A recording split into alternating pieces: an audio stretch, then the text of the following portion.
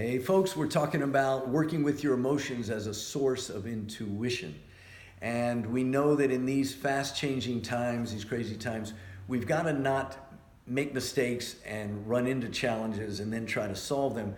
We've got to avoid them to begin with. So that's intuition. That's seeing what's coming and avoiding it.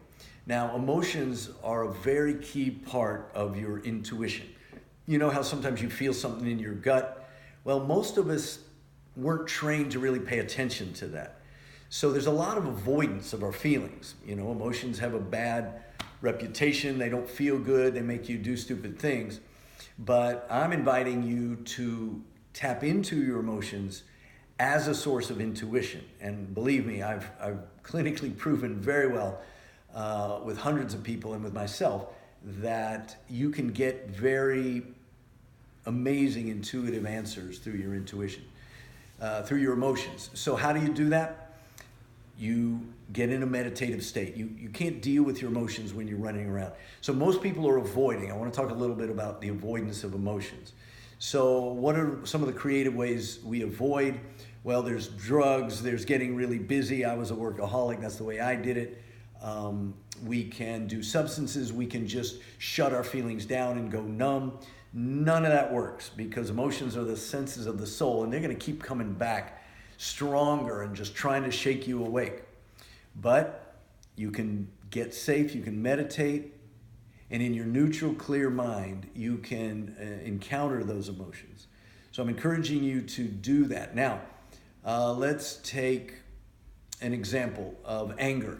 So anger is a good case where the misuses of emotion are either to repress them, that's avoidance that we were talking about, but so people that just say, no, I'm fine, and then they blow up later or they implode, right?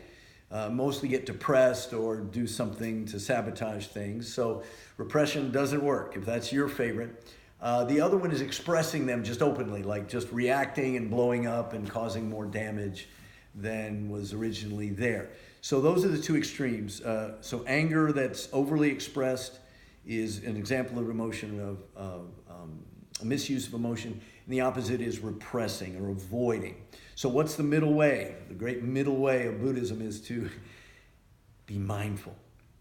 So anger is just a source of power. The challenge with anger is to channel it.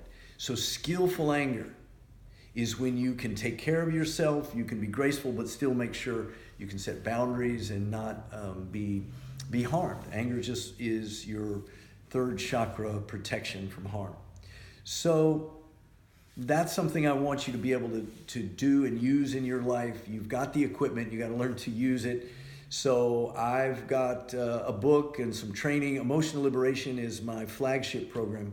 If you want to join me for 9 months, I will mentor you through anger and all the 6 other heavy emotions, grief and fear and the rest.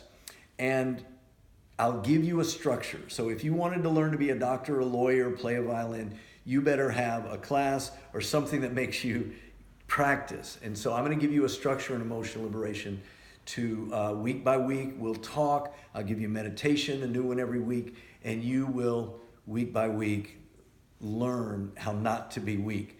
So I hope you'll check out Emotional Liberation at sensesofthesoul.com. Join me, get mentored by me, and let me pass on this amazing gift of using your emotions. Thank you, Sat Nam.